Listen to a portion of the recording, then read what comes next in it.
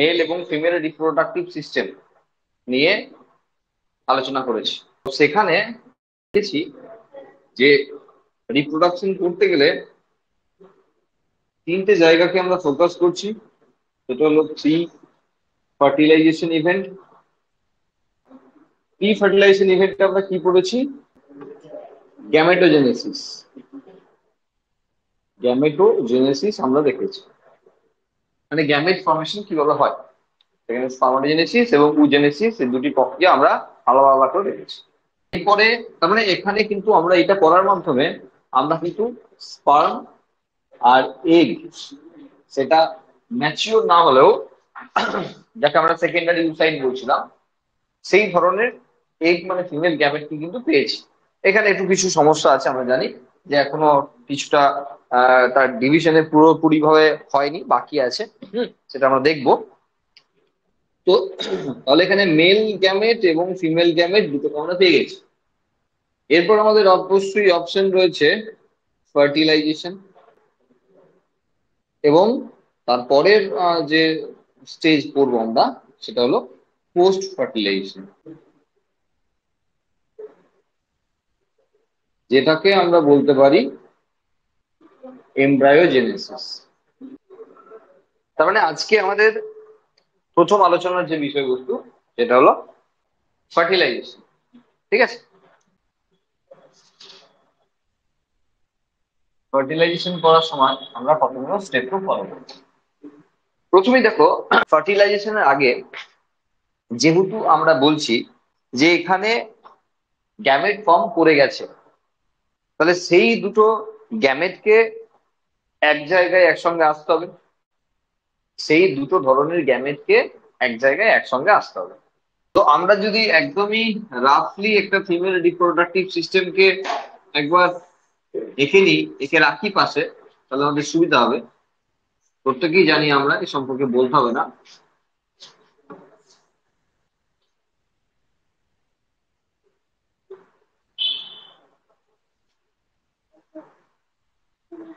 ওকে, এবং এখানে আমরা দেখেছিলাম যে এখানে রয়েছে ওভারিটা, তাই তো? এখানে রয়েছে ওভারি। এবার যখন গ্যামেট ফর্মেশনের কথা হচ্ছে, তখন সেই জায়গায় আমাদের আস্তে আস্তে স্টেপ বাই স্টেপ বুঝতে হবে যে কিভাবে ঘটনাগুলি ঘটবে। তো প্রথমে দেখো যে যখন আমরা গ্যামেট ফর্মেশনের কথা বলছি, তো প্রথমেই যে জায়গা দিয়ে আমরা শুরু করবো ব্যাপারটা, সেটা হলো ইনসেমিনেশন। তাহলে ইনসেমিনেশনের ব্যাপার কি? আমরা ইনসেমিনেশন আর ইজাকুলেশন দুটি টার্মকে আমরা আগেও পড়েছি। ইনসেমিনেশন আর ইজাকুলেশন আমরা বলেছিলাম যে মেল রিপ্রোডাক্টিভ সিস্টেম থেকে যখন সিমেন রিলিজ করে তখন তাকে বলা হয় ইজাকুলেশন, আর সেটা যখন ফিমেল ভ্যাজাইনাল রিজিয়নের মধ্যেই হয় তখন সেটাকে বলা হয় ইনসেমিনেশন। তার মানে এখানে ফিমেল ভ্যাজাইনাল রিজিয়নের মধ্যে আমরা বলতে পারি যে সেখানে ইজাকুলেশনটি হয়েছে, এবং তার ফলে এখানে কিন্তু তোমার স্পার্ম অ্যাভেলেবেল হয়েছে ফিমেল বডির কাছে। এবার এখানে স্পার্ম যখন এখানে আসে বা এখানে যখন স্পার্ম গুলো পড়ে, তখন এখানে কিছু বিষয় কিন্তু রয়েছে। যেমন ধরো যে স্পার্ম যখন এখানে এসে পড়ছে, তখন সেখানে যখন এপিডিডাইমিসে ছিল, যখন মেল রিপ্রোডাক্টিভ সিস্টেম মানে মেল রিপ্রোডাক্টিভ সিস্টেম পার্টগুলো আমাদের নিশ্চয় মনে আছে, তাহলে সেখানে যখন এপিডিডাইমিস রিজিয়নে ছিল, কোন অংশটা বলছি, সেই টেস্টিসের উপরে যে হুড লাইক ফনার মতো, যেটা ভাস ইফারেন্সের পর গিয়ে এপিডাইমিস, যেখানে স্পার্মের ডেভেলপমেন্ট হতো, যেখানে স্পার্ম ম্যাচিওর করতো, সেই জায়গা মানে এপিডাইমিস ছিল স্পার্মে ম্যাচিওর করার জায়গা। তো সেই জায়গাতে স্পার্মের প্লাজমা মেমব্রেনের উপরে একটা গ্লাইকোপ্রোটিনের কোট তৈরি হয়েছিল। দেখো, একটা স্পার্মের যদি গঠন আমরা দেখি, তাহলে সেক্ষেত্রে এই যে আমরা লাইন, যে দাগের মাধ্যমে আমরা স্পার্মের ছবিটাকে বোঝানোর চেষ্টা করছি, তাহলে সেই দাগটাই অ্যাকচুয়ালি এর প্লাজমা মেমব্রেন, তাই না? টোটাল জায়গাটা, সে দাগটাই কিন্তু প্লাজমা মেমব্রেন। তো এই প্লাজমা মেমব্রেনের কথা যদি বলি, এই প্লাজমা মেমব্রেনের উপর কোটিংটা তৈরি হয়েছিল, এটা আমরা বলছি যে এই প্লাজমা মেমব্রেনের উপর কোটিংটা এসেছিল। তার মানে এই প্লাজমা মেমব্রেনের উপর গ্লাইকোপ্রোটিনের লেয়ারটি এসেছিল। তো কেন এসেছিল? সেটা হলো ফিমেল ভ্যাজাইনাল রিজিয়নের পিএইচ নিয়ে আমরা আগে আলোচনা করেছি। তাহলে এখানে অ্যাসিডিক মিডিয়ামে রয়েছে, তাহলে সেই জায়গাতে সিমেনের কন্টেন্টে আমরা মানলাম যে বেসিক উপাদান রয়েছে, কিন্তু আসার পর সেটাকে নিউট্রাল একটা স্টেজে আনতে আনতে যে সময়টা লাগবে তার মধ্যে স্পার্ম ড্যামেজ হয়ে যেতে পারে। আর সেই জন্য সেটা যেন তাৎক্ষণিকভাবে না হয়, সেই কারণের জন্য এখানে কিন্তু গ্লাইকোপ্রোটিনের একটি কোটিং দিয়েই নিয়ে আসা হচ্ছে নেশার মতো। তার মানে এখানে সেই লেয়ারটা থাকার জন্য সরাসরি এসে যখন ভ্যাজাইনাল রিজন এসে পড়ছে তখন কিন্তু সেই স্পার্ম গুলো ড্যামেজ হয়ে যাবে না, আর সেই কারণের জন্যই এই ব্যবস্থা। কিন্তু এই ব্যবস্থাটা এখানে থাকলে একটা অসুবিধা কিন্তু এখানে এসেই প্রথম ফেস করবে স্পার্ম গুলো। সেটা কি, যে স্পার্মের কিন্তু এই মুহূর্তে মোটিলিটি পাওয়ার নেই, মানে মুভ করার ক্ষমতা নাই। স্পার্মের যে ফ্লাজেলা, সেই ফ্লাজেলা গুলো এখনো ইনঅ্যাক্টিভ। কেন? ওই গ্লাইকোপ্রোটিনের আবরণ থাকার জন্য স্পার্ম গুলো কিন্তু মুভ করতে পারছে না। আর সেই জন্য এখানে একটি ঘটনা ঘটতে হবে, আর সেটা হলো ক্যাপাসিটেশন। ক্যাপাসিটেশন মানে স্পার্মের অ্যাক্টিভেশন। ক্যাপাসিটেশনকে বলা হয় অ্যাক্টিভেশন অফ স্পার্ম। বিষয়টা কি রয়েছে, সেটা হলো যখন ফিমেল ভ্যাজাইনাল রিজনের মধ্যে এসে পড়ছে, পড়ার পর হিমেনের সঙ্গে যে বেসিক কন্টেন্টটা ছিল সেটা এসে ভ্যাজাইনাল রিজনে যে পিএইচ লেভেলটা ক্রিয়েট করবে, সেই পিএইচ লেভেলে প্লাজমা মেমব্রেনের পারমিয়াবিলিটি, মানে স্পার্মের যে প্লাজমা মেমব্রেন, সেই প্লাজমা মেমব্রেনের পারমিয়াবিলিটি বা ভেদ্যতা বৃদ্ধি করে। তার প্রতি, সেটা হলো ক্যালসিয়ামের প্রতি। ক্যালসিয়ামের প্রতি তার ভেদ্যতা বৃদ্ধি করে। ফলে কি হবে, ক্যালসিয়াম গুলো ঢুকতে শুরু করবে, মানে স্পার্মের ভেতরে ক্যালসিয়াম ঢুকতে শুরু করবে। আর ঠিক উল্টো দিকে যে গ্লাইকোপ্রোটিনের যে কোটিং ছিল, সেই কোটিং গুলো আস্তে আস্তে নষ্ট হতে শুরু করবে, মানে গ্লাইকোপ্রোটিন গুলো আস্তে আস্তে ছেড়ে যাবে। সোজা কথায়, যা এপিডিডাইমিস রিজিয়নে দিয়েছিল কোট, সেই আবরণটা এখানে আস্তে আস্তে ছাড়তে শুরু করবে। কখন? যখন ক্যালসিয়াম আয়ন ভেতরে ঢুকতে শুরু করেছে। তাহলে ক্যালসিয়াম আয়ন ঢোকার সঙ্গে সঙ্গে আরেকটি পরিবর্তন হবে, সেটা হলো স্পার্মের যে মোটিলিটি পাওয়ার সেটা আসবে। কারণ এখনো পর্যন্ত স্পার্ম মোটাইল ছিল না, মানে মোটাইল বলতে প্লাজেলা ছিল, কিন্তু সেই প্লাজেলা মুভমেন্ট করার ক্ষমতা ছিল না। এবার প্লাজেলা মুভ করতে পারবে, ফলে চলতে শুরু করতে পারবে। এই যে ক্যাপাসিটেশন, এটাতে টোটাল টাইম লাগে মোটামুটি 6 ঘন্টা মতো। দেখো, স্পার্ম এমনিতে নর্মালি বাঁচতে পারে 24 থেকে 48 ঘন্টা। ফিমেল ভেজাইনাল রিজনে যদি হয় তাহলে সেটা 48 থেকে 72 ঘন্টা। আমরা বলছি যে আউটার সারফেসে বা এমনি এনভায়রনমেন্টের মধ্যে স্পার্মের যে লাইফ স্প্যান সেটা 24 থেকে 48 ঘন্টা। আর যদি সেটা ভেজাইনাল রিজন হয় সেটা মোটামুটি আপ টু 72 আওয়ার্স পর্যন্ত হতে পারে। তার মানে এখানে স্পার্মের রিলিজ হওয়ার পর, মানে ইনসেমিনেশন হওয়ার পর, এখানে শুধুমাত্র তার মোটিলিটি পাওয়ার আসতে 6 ঘন্টা মতো টাইম লাগে। কিন্তু এখান থেকে স্পার্মের আলটিমেট টার্গেট যদি এই দিকে হয়, হ্যাঁ, তো রাইট সাইডে হয়, তাহলে সেটা যেতে মিনিট 5-10 টাইম লাগবে। টার্গেট তো অ্যাম্পুলা রিজিয়নে, এই যে চওড়া অংশটা দেখছি, মোটা অংশটা দেখছি, এর না অ্যাম্পুলা। সেই অ্যাম্পুলা রিজিয়নে অ্যাকচুয়ালি ফার্টিলাইজেশন হয়, কারণ সেখানে এরিয়াটা অনেক বেশি পাচ্ছে। তাই না? সেখানে এরিয়াটা অনেক বেশি পাচ্ছে, ওখান থেকে আগে বা পরে এরিয়া গুলো খুব একটা বড় নয়, স্পেস না পাওয়ার জন্য কিন্তু সেই সমস্ত জায়গায় ফার্টিলাইজেশন হওয়া তুলনামূলক অসুবিধাজনক। তার মানে আমরা ক্যাপাসিটেশনের ব্যাপারটা বুঝলাম। এবং এই ক্যাপাসিটেশন হতে, মানে এই ক্যাপাসিটেশন, শুধুমাত্র ক্যাপাসিটেশন নিয়ে আমাদের 3 মার্কসের কোশ্চেন থাকতে পারে। ঠিক আছে? তাহলে ক্যাপাসিটেশন মানে স্পার্ম তার মোটিলিটি পাওয়ারকে পেল। এইবার প্রশ্ন হলো যে এই স্পার্ম গুলো এই দিকে যাবে না এই দিকে যাবে, সেটা স্পার্ম বুঝবে কি করে যে কোন দিকে আছে? সে তো অনেক দূরে আছে। সেই অর্থে এগ তো এখানে আছে, তাহলে স্পার্ম বুঝবে কি করে যে কোন দিকে উভয় আছে? তাহলে এখানে একটি কেমোট্যাকটিক মুভমেন্টের ব্যাপার আছে, এবং সেটাকে বলা হয় অ্যাগ্লুটিনেশন। আমরা এই অ্যাগ্লুটিনেশন টার্মটা এর আগেও পেয়েছিলাম যখন আমরা ব্লাড গ্রুপিং করি, এ বি ও, এই 4টে গ্রুপ করার সময় অ্যাগ্লুটিনিন আর অ্যাগ্লুটিনোজেন, এই দুটো জিনিসকে আমরা দেখেছিলাম যে অ্যান্টিজেন এবং অ্যান্টিবডির ভালো নাম। হ্যাঁ, এবং সেখানে দুটো একসঙ্গে বাইন্ড করার যে প্রসিডিওর, তাকে বলা হয় অ্যাগ্লুটিনেশন। তাহলে এখানে কি রয়েছে এইসব, এই সম্পর্কে এখানে কি রয়েছে? অ্যাকচুয়ালি ফার্টিলাইজিং যা থাকে অ্যাকচুয়ালি এগের কাছে, আমরা এগের স্ট্রাকচার এখনই দেখাবো। হ্যাঁ, মানে ওভামের কথা বলছি এখন, তো আপাতত সেকেন্ডারি উসাইট। তো সেই এগের কাছে থাকে ফার্টিলাইজিং। আর স্পার্মের যে টপ পোর্শন রয়েছে, স্পার্মের যে পোর্শন রয়েছে, সেই স্পার্মের পোর্শনে রয়েছে অ্যান্টি ফার্টিলাইজিং। দেখো, দুটোর ক্ষেত্রেই শেষে আয়ন রয়েছে, মানে আমরা বুঝতেই পারছি এগুলো প্রোটিন।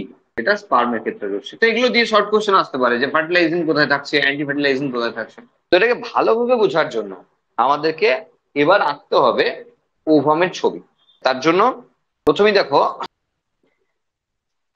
এটা একটা সেকেন্ডারি উসাইট। সেকেন্ডারি উসাইটের ক্ষেত্রে যদি মানে কখন সেটা ধরো এখানে যখন রিলিজ করেছে ওভিউলেশনের পর। দেখো, ওভিউলেশন যখন হয়, আমরা শুনেছি তো, ওভিউলেশন যখন হয় তখন কিন্তু ফার্স্ট পোলার বডি সে কিন্তু রিলিজ করে গেছে। আর যখন ওভিউলেশন হচ্ছে তখন কিন্তু সেকেন্ডারি উসাইটের সঙ্গে যে পোলার বডি ছিল, ও ফেটে বেরোনোর সময় পোলার বডিকে ছেড়ে দিস, এমনি তো নষ্ট হতো পোলার বডিটা, ওই সময় ছেড়ে দিস। তার মানে এটা পুরোপুরি ভাবে আমরা জাস্ট এন লিখে রেখে দিতে পারি, কোনো ঝামেলা নেই। কারণ এখানে কোনো পোলার বডি কোনো জায়গায় কিছু আঁকার দরকার পড়বে না। এটা যদি একটা ওভা হয়, মানে সেকেন্ডারি উসাইট হয়, তাহলে সেক্ষেত্রে আমরা কি, প্রথমেই একটা কোশ্চেন রয়েছে, আমরা কি এখানে নিউক্লিয়াস আঁকতে পারি? আমরা কি সেকেন্ডারি ওভামের ভিতরে আমরা কি একটা নিউক্লিয়াস আঁকতে পারি, না শুধু এন বলে লিখে রাখাই ভালো? দেখো, এখানে যখন ওভারটা রিলিজ করেছে, সেকেন্ডারি উসাইট হিসেবে রিলিজ করেছে, আর আমরা বলেছিলাম সে কিন্তু ফার্স্ট মিওটিক ডিভিশনের পর সেকেন্ড মিওসিস ডিভিশনটা শুরু করেছে, কিন্তু সে সেকেন্ড যে মেটাফেজ, সেই মেটাফেজে আটকে বসে গেছে। মানে এখান থেকে যখন রিলিজ করেছে তারপর তো আমরা বলতেই পারি যে তার তার তো ডেভেলপমেন্ট চলছে ভিতরে, তার তো সেল ডিভিশন প্রসেস দিয়েও চলছে। তার মানে সেখানে মিওসিস 2 চলছে, তার মানে মেটাফেজ 2 এ আটকে বসে আছে। এখন প্রশ্ন হলো আবারও একটা, যে মেটাফেজ 2 তেই কেন, তারপরে নয় কেন? তাহলে প্রোফেজে আটকে থাকতে পারতো। মেটাফেজ 2 তেই কেন আটকে বসে আছে, অ্যানাফেজে থাকতে পারতো, মেটাফেজ 2 কেন? তার উত্তর একটু পরে আমরা খুঁজে পাবো। তাহলে এখানে এটা তো আমরা বলতেই পারি যে এখানে নিউক্লিয়াস নাই, এখানে আছে ক্রোমোসোম, তাই না? সেল ডিভিশন চলছে, তাহলে ডিভিশনাল ফেজে কি থাকে? ক্রোমোসোম থাকে। ইন্টারফেজে থাকে নিউক্লিয়াস। তাহলে এ তো ইন্টারফেজে নাই, এ তো ডিভিশনাল ফেজে আছে। তাহলে আমরা তো ক্রোমোসোম, আমরা তো নিউক্লিয়াস আঁকতে পারি না। বোঝা গেল? তো ক্রোমোসোম একে ঝামেলা বাড়ানোর কোনো দরকার নেই, সোজা সবটা হ্যাপ্লয়েড লিখে রাখলি, মানে এন লিখে রাখলেই হলো। আমি বোঝাতে পেরেছি কি বলছি? বলছি মিওসিস ডিভিশনের মধ্যে আছে, মেটাফেজ 2 তে আছে। তাহলে মেটাফেজ 2 যদি হয় তখন তো ক্রোমোসোম আছে, নিউক্লিয়াস তো নেই। তাহলে আমি নিউক্লিয়াসটা আঁকবো কি করে? সেই অর্থে ভুল হয়ে যাবে। আমরা বুঝতেই পারছি ফার্টিলাইজেশনের জন্য এই লেয়ার গুলো কত ইম্পর্টেন্ট, তাই না? এই লেয়ার গুলো পরপর রয়েছে, তাহলে এই লেয়ার গুলো যে অত্যন্ত ইম্পর্টেন্ট সেটা বলার অপেক্ষা রাখে না। ওকে, জোনা পেলে সেটা। তাহলে মাঝখানে যে স্পেস রয়েছে, সেই স্পেসটা নাম আছে নিশ্চয়ই, অত্যন্ত গুরুত্বপূর্ণ এই মাঝখানের স্পেসটা। একে বলা হয় পেরি ভাইটালাইন স্পেস। পেরি, এই যে ভাইটালাইনের বাইরের দিকে, পেরি মানে বাইরের দিকে, তাহলে ভাইটালাইনের বাইরের দিকে যে স্পেস, ফাঁকা জায়গা থাকে, তাকে বলা হয় পেরি ভাইটালাইন স্পেস। তাহলে পেরি ভাইটালাইন স্পেস। এরও বাইরের দিকে, এরও বাইরের দিকে কি রয়েছে? রয়েছে করোনা রেডিয়েটা। তার মানে এর বাইরের দিকে আমরা সেল আঁকবো, এর বাইরের দিকে মাল্টিপল লেয়ারের সেল আঁকবো। হ্যাঁ, এবং এটা গোটা জায়গা জুড়ে আমাকে এঁকে দিতে হবে। সুতরাং গোটাটা তো আমরা আঁকবো না, তোমাকে মনে মনে এঁকে নিতে হবে। এই গোটা জায়গা জুড়ে আমরা সেলের লেয়ার আঁকবো, যাকে আমরা বলছি করোনা রেডিয়েটা। এগুলো হলো করোনা রেডিয়েটা। আর আঁকছি না। কেন হঠাৎ এটা দিতে দিতে এটা নিয়ে চলে এলাম?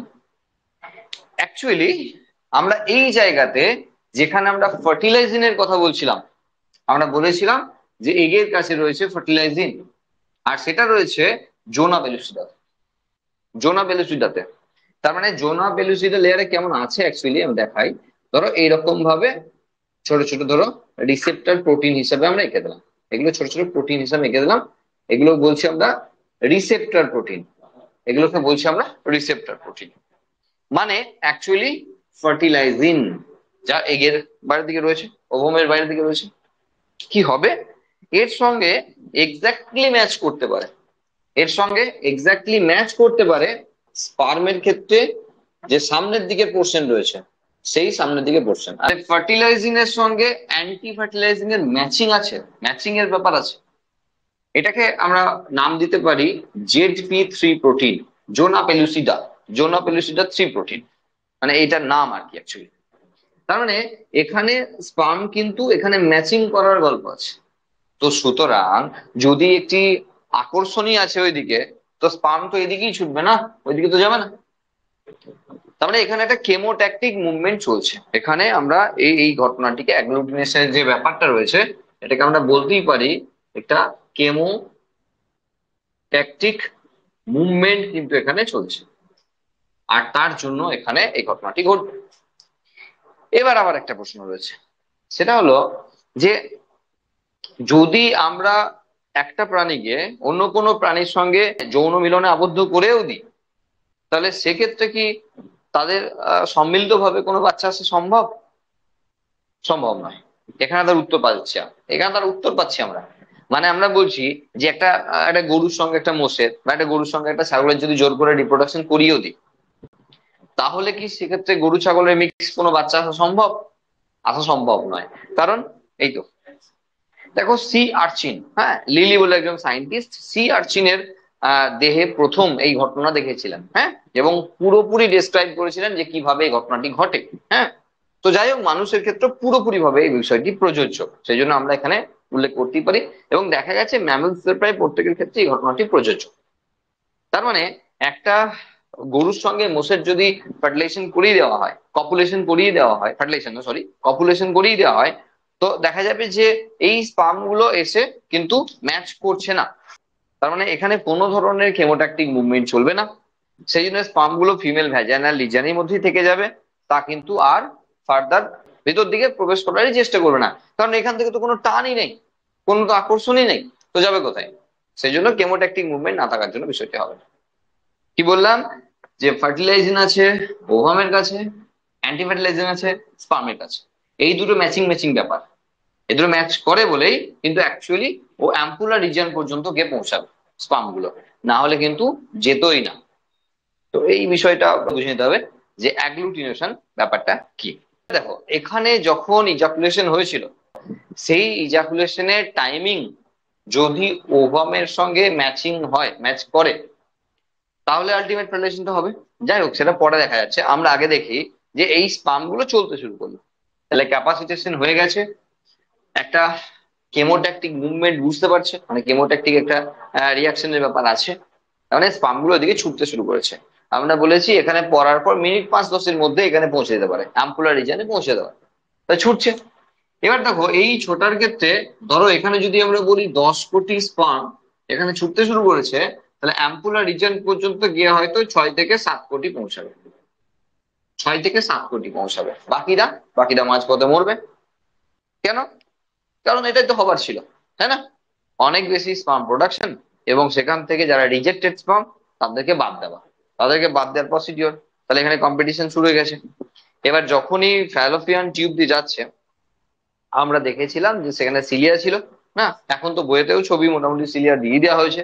তো সেই ছবি থেকে আমরা বুঝতে পারছি যে সিলিয়ার স্ট্রাকচার, এটা যদি একটা ফ্যালোপিয়ান টিউব হয়, যদি ভেতরে আমরা গোটা টিউবটা দেখি, তাহলে এটাকে খুলে দিতে এই গোটা সাইডে, মানে চারিদিকেই কিন্তু এই গোটা ভেতর দিকে সাইডে কিন্তু হেয়ার লাইক স্ট্রাকচার গুলো রয়েছে। এবার তার তুলনায় যদি স্পার্ম দেখি, তারা খুব ছোট, মানে এই যে আমরা যে সিলিয়ার যে ছবি বইয়ে দেখতে পাচ্ছি, সেই ছবির তুলনায় যদি স্পার্মকে দেখি, তারা অনেক ছোট। তারা কিন্তু এই ফাঁক ফাঁক দিয়ে বা মাঝখানে যে গ্যাপ আছে, সেই সব গ্যাপ দিয়ে ফাঁক দিয়ে সব ছুটছে। এবার ছুটতে ছুটতে অনেকেই যারা হাঁপিয়ে যাচ্ছে, যারা যেতে পারছে না, যাদের মাইটোকন্ড্রিয়া বেশ ভালো নাই, যাদের স্পার্মের কোয়ালিটি ভালো নাই, সেই স্পার্ম গুলো সব আটকে আটকে যাচ্ছে, আর সেগুলো ওই পোর্শনেই কিন্তু আস্তে আস্তে ডিজলভ করবে। আর ফ্যালোপিয়ান টিউবের যে ওয়াল, তারা সেগুলোকে অ্যাবজর্ব করে নেবে, কোনো সমস্যা হবে না। যে ভাবছি যে 3 কোটি স্পার্ম মরে গেল, এই বাবা স্পার্ম গুলো তাহলে কি হবে এখন, 3 কোটি স্পার্ম, একটা দুটো নয়, তো কোনো ব্যাপার না, এগুলো ডিজলভ করবে এবং সেখান থেকে অ্যাবজর্ব করে নেবে ফ্যালোপিয়ান টিউবের ওয়াল, কোনো ঝামেলা নেই। তাহলে আমরা বুঝতে পারছি যে ফ্যালোপিয়ান টিউব হয়ে স্পার্ম কিন্তু এগিয়ে যাচ্ছে অ্যাম্পুলার রিজিয়নের দিকে। এবার এটা যদি অ্যাম্পুলার রিজিয়নের আমরা ওভার টানবো। এবার তার সঙ্গে দেখে নি, দেখো ডে 14 আমরা দেখেছিলাম, ডে 14-এ ওভিলেশন হচ্ছে। আমরা এক্স্যাক্টলি টাইম দিয়ে আলোচনাটা করছি, মানে 13 থেকে 17 রেঞ্জ জানছি না, তাহলে রেঞ্জ জানলে সব আবার চেঞ্জ করতে হবে। আমরা ধরলাম 14 দিনের মাথায় ওভিলেশন হলো। তো যখন 14 দিনের মাথায় ওভিলেশন হলো, তাহলে এই জায়গা থেকে এই জায়গা পর্যন্ত আসতে মোটামুটি দিন তিনেক টাইম লাগে বলেছি, 2-3 দিন টাইম লাগে। তাহলে সেখানে এই জায়গাতে আমরা ডে 17 লিখছি। তাহলে ডে 17 যখন চলছে বা থার্ড উইক যখন চলছে, তখন যদি স্পাম এখানে অ্যাভেলেবেল হয়, তাহলে আলটিমেট তারা অ্যাম্বুলাতে পৌঁছাবে। তার মানে আমরা বলতে পারি, ধরে নিলাম, আমরা যেহেতু ভার্টাইজেশনই পড়ছি, তখন ধরতেই হবে স্পাম অ্যাভেলেবেল আছে। তাহলে স্পাম অ্যাভেলেবেল, এবং সেই সমস্ত স্পাম গে এবার কিন্তু সেই এগের চারিপাশে গিয়ে লড়াই শুরু করেছে। লড়াই করবে, কারণ এই 6-7 কোটির মধ্যে মাত্র একজন আলটিমেট ভিতরে ঢোকার পারমিশন পাবে, তো বাকিটা তো লড়াই। এখন এখানে প্রশ্ন হলো যে এত স্পার্ম না হলে কি হতো না? না, সেটা ডিপেন্ড করছে যে স্পার্মের কোয়ালিটি কেমন, করোনা রেডিয়েটার সেলের লেয়ার কেমন আছে। হ্যাঁ, যে স্পার্ম এখানে এসছে অল্প সংখ্যক হলেও তারা কি ভীষণ সক্রিয়? এমন দেখা গেছে যে 6-7 কোটি স্পার্ম আছে এখানে, কিন্তু সেই স্পার্মে ভালো কোয়ালিটি নেই, খুব ভালো অ্যাক্টিভেট না তারা, খুব ভালো বেশি কিছু এনজাইম তাদের মধ্যে নেই, সেজন্য তারা কিন্তু আলটিমেট ফিউজ করাতে পারছে না, এমন হতে পারে। আবার অনেক কম সংখ্যক স্পার্ম দিয়ে কিন্তু হয়ে যাচ্ছে ফার্টিলাইজেশন, এমনও হতে পারে।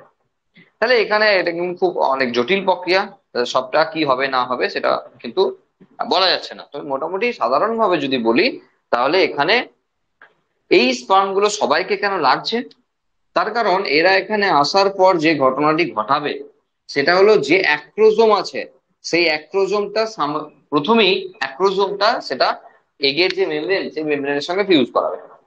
বলছি, এটা ছিল ধরো অ্যাক্রোজোম, আর এটা ছিল তার হেড রিজনের টোটাল অংশটা, এই তো কেস। এবার এই যে অ্যাক্রোজোমটা আমরা একটা মেমব্রেনের মধ্যে ঢুকিয়ে রাখতে পারি, কেন? এ তো লাইসোজোম।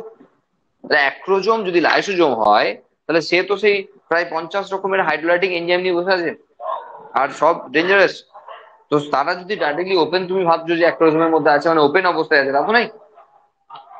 বলছি লাইসোজোম তো single membrane bound structure organelle, তা সে তো নিশ্চয়ই মেমব্রেন আছে, সেল অর্গানেলে যেমন থাকে, প্রত্যেকটা সেল অর্গানেলে যেমন থাকে এখানে তেমন কিন্তু মেমব্রেন রয়েছে। তাহলে কি করে, লাইসোজোমের যে মেমব্রেন, সেই মেমব্রেনের সঙ্গে এখন প্লাজমা মেমব্রেনকে ফিউজ করে দেয়। তাহলে কি হয়, তাতে তাতে লাইসোজোমের মধ্যে যে এনজাইম আছে তারা একটু করে রিলিজ করতে শুরু করে দেয়। আমি দেখাচ্ছি কিভাবে ব্যাপারটা হবে।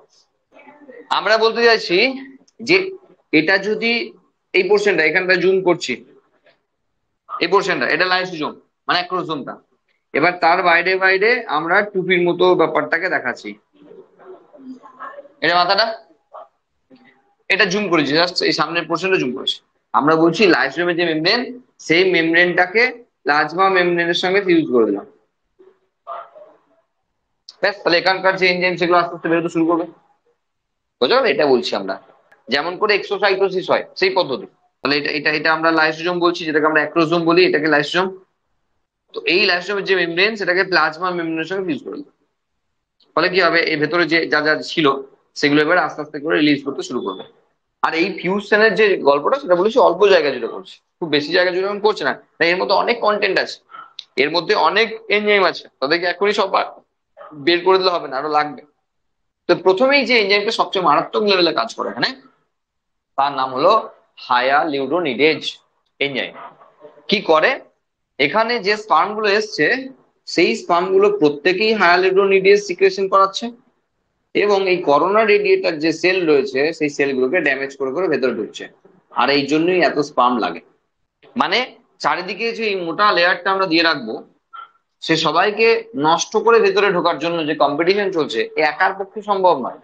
যদি একা এসে ভাবছে যে ভেতর দিয়ে চলে যাবো, ভাবো না, কেউ হয়তো এখানে একটা দুটো সেল ড্যামেজ করেই সে মরে গেল, তো সে গেল বিদায়।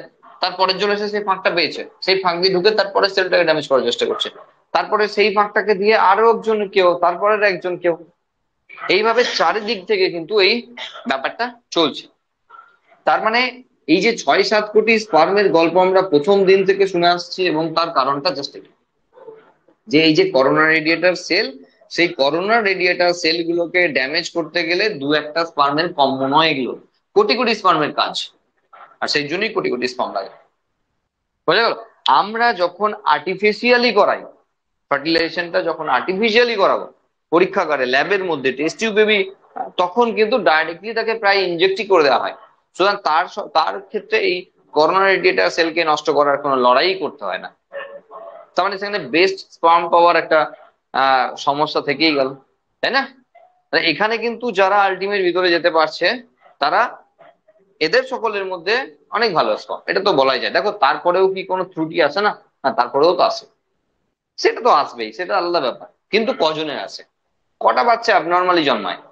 ম্যাক্সিমাম বাচ্চা তো নর্মালি জন্মায়, অ্যাবনর্মালি তো দু একটা হয়, 100টা হলে একটা দুটো হয়, বাকি তো 98টা নর্মালি হয় ডেলি বেসিসে। সুতরাং কি এক্সেপশনাল কেস হচ্ছে সেটা চিন্তা করে লাভ নাই, যেটা নর্মালি হচ্ছে সেটা আমরা দেখছি যে এখানে কিন্তু আলটিমেট এটাকে ভেদ করে ভেতরে ঢুকতে চাইছে। তার মানে এখানে দুজনের কাছাকাছি আসার যে ব্যাপারটা, দুটো গ্যামেটের যে কাছাকাছি আসার ব্যাপারটা, সেটা কিন্তু এখন হয়েছে।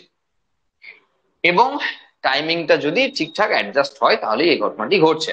তো পরীক্ষায় অবশ্যই থাকবে অ্যাম্পুলার রিজিয়নের কথা, মানে কোন অংশে ফার্টিলাইজেশন হয়, যে অ্যাম্পুলার রিজিয়নে হয় ফার্টিলাইজেশন। এরপর যেটা হবে, যেটা আমরা অলরেডি পড়ছি, সেটাকে আমরা ধরতেই পারি পড়ছি অ্যাক্রোজোমাল রিয়াকশন। এই ঘটনাটিকে বলা হয় অ্যাক্রোজোমাল রিয়াকশন। ঠিক আছে, এই যে অ্যাক্রোজোম যে রিয়াকশনটা চালাচ্ছে এটাকে বলা হয় অ্যাক্রোজোমাল রিয়াকশন। আমরা আগেই দেখিয়ে রেখেছি একটা জায়গা যেখানে বলেছি 3 নম্বরের কোশ্চেন আসতে পারে শুধু এই পয়েন্টটি, ক্যাপাসিটেশন 3 নম্বরের কোশ্চেন আসতে পারে। আমরা আবারও দেখাচ্ছি এই জায়গাটা যেখানে আরেকটি 3 নম্বরের কোশ্চেন আসতে পারে, শুধুমাত্র ক্যাপাসিটেশন নিয়ে 3 নম্বরের কোশ্চেন আসে। ক্যাপাসিটেশনের 2 নম্বরের কোশ্চেন আসে, যদি 3 নম্বরের কোশ্চেন আসে তাহলে উইথ ডায়াগ্রাম আমাদের দেখাতে হবে। আর যদি নর্মালি কোশ্চেন আসে তাহলে 2 নম্বরে কোনো চাপই নেই, কিছুটা লিখলেই কাজ বেড়ে যাবে। তার মানে অ্যাক্রোজোমাল রিয়াকশনের এখনো যেটুকু বাকি আছে সেগুলো লিখতে হবে, গোটাটাই অ্যাক্রোজোমাল রিয়াকশন। তো এই যে করোনা রেডিয়েটার সেলকে ড্যামেজ করে করে ভিতর দিকে ঢুকছে, ঢুকতে ঢুকতে এরা কেউ একজন গিয়ে এই যে ম্যাচিং ম্যাচিং বলছিলাম, সে ম্যাচিং এ ম্যাচ করাবে, তাই না? ZB3 যে প্রোটিনের কথা বলা হচ্ছিল, তো সেগুলো তো কেউ কেউ না কেউ গিয়ে টাচ করবে, এবং সেই টাচও কিন্তু একাধিক জন করতে পারে, সেটা কোনো অসুবিধা নাই, কারণ সবাই সেই উদ্দেশ্যেই ছুটছিল। একাধিক জনকে টাচ করতে পারে, কিন্তু এর পরের অংশে যখন ঢুকছে, মানে জোনা পেলুসিডাকে নষ্ট করার জন্য আরো কি সব এনজাইম রয়েছে, দেখো হায়ালুরোনিডেজের কথা আমরা বললাম, রয়েছে জোনালাইসিন, রয়েছে স্পার্ম লাইসিন, ঠিক আছে? তো মানে অনেক ধরনের উৎসেচক এখানে তাদের নামগুলো আসছে, তাহলে হায়ালুরোনিডেজ, জোনালাইসিন, স্পার্ম লাইসিন, ঠিক আছে, এই ধরনের এনজাইম গুলো রয়েছে যারা এখানে অ্যাকচুয়ালি এই অ্যাক্রোজোমাল রিয়াকশনটাকে চালাচ্ছে। কি বললাম, যে জোনা পেলুসিডারকে এসে যখন টাচ করে তখন আস্তে আস্তে কিন্তু এই লেয়ারটাকেও ড্যামেজ করছে, কারণ জোনা লাইসিন আছে। তার মানে যে এখানে ছবিটা দেখিয়েছিলাম, যে ওই লাইসোমের মধ্যে ফিউজ করে দেওয়া আর এনজাইম গুলো রিলিজ করা, সে রিলিজের গল্প কিন্তু এখানে চলছে।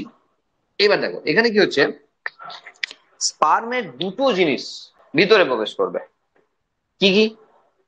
একটা তো অবভিয়াসলি নিউক্লিয়াস, আর একটা সেন্ট্রিওল। এবার দেখো সেই পুরোনো ফেলে আসা একটা কোশ্চেনের উত্তর আমরা পাবো, যে এ ওভারটা কেন মেটাফেজ 2 তে আটকে বসে আছে, কারণ সেন্ট্রিওল নাই। কারণ এর মধ্যে যেটা অ্যাবসেন্ট আছে, যে সেল অর্গানেল অ্যাবসেন্ট আছে, তার নাম সেন্ট্রিওল। বলো অ্যানিমাল সেলের কোষ বিভাজন হবে কি করে সেন্ট্রিওল ছাড়া? সেন্ট্রিওল ছাড়া তো হবে না। আর এ তো পাইনি ভাগে, যখন এসছে মানে ফার্স্ট মিওসিস হওয়ার পর এরা নেই, সেন্ট্রিওল নেই। তার মানে এ স্পার্মের সেন্ট্রিওলের জন্য অপেক্ষা করে আছে। মনে আছে সেই দই টানাটানি খেলা, সেই অ্যানাফেজিক মুভমেন্ট জন্য অ্যানিমাল সেলে সেন্ট্রিওল দরকার, আর সেই সেন্ট্রিওল নাই এর। আর সেই জন্য তো মেটাফেজ 2 আটকে বসে আছে, নাহলে তো আগে পরে কোথাও হচ্ছিল, মানে যতটা হওয়ার হয়ে গেছে, কিন্তু এরপরে সেন্ট্রিওল দরকার। আর সেই সেন্ট্রিওল যতক্ষণ না স্পার্ম আসছে ততক্ষণ অ্যাভেলেবেল না, সেই জন্য মেটাফেজ 2 আজকে বসে আছে, তাই না? অনেক আগে থেকে বললে হবে না, এর উত্তর ঠিক জায়গায় আসবে। তার মানে দুটো জিনিস ভেতরে প্রবেশ করতে শুরু করছে, একটা হলো নিউক্লিয়াস আর একটা হলো সেন্ট্রিওল। এইবার বাকি যে অংশ, তারা কিন্তু পিছনে ছেড়ে দিয়ে চলে যাবে। মানে যেমন স্পেসে যেমন ধর রকেট বা কোনো কিছু যায়, তখন একটা একটা করে ছাড়তে ছাড়তে চলে যায় না, যেগুলো দরকার নেই সেগুলো অপ্রয়োজনীয় অংশগুলো ছাড়তে ছাড়তে আলটিমেট যায়। তো সেই রকম এই লেজ লাগবে না, আর লেজ নিয়ে কি হবে, কারণ যতটা দরকার ছিল আসা লেজ নাড়িয়ে নাড়িয়ে ততটা তো চলেই এসছে, সুতরাং লেজ দ্বারা দরকার পড়বে না, চলো লেজটা মোছা গেল। এরপর মাইটোকন্ড্রিয়া, তার কাজই ছিল এই লেজটাকে নাড়ানোর জন্য। তা লেজই যখন রইলো না, তা মাইটোকন্ড্রিয়া নিয়ে কি হবে?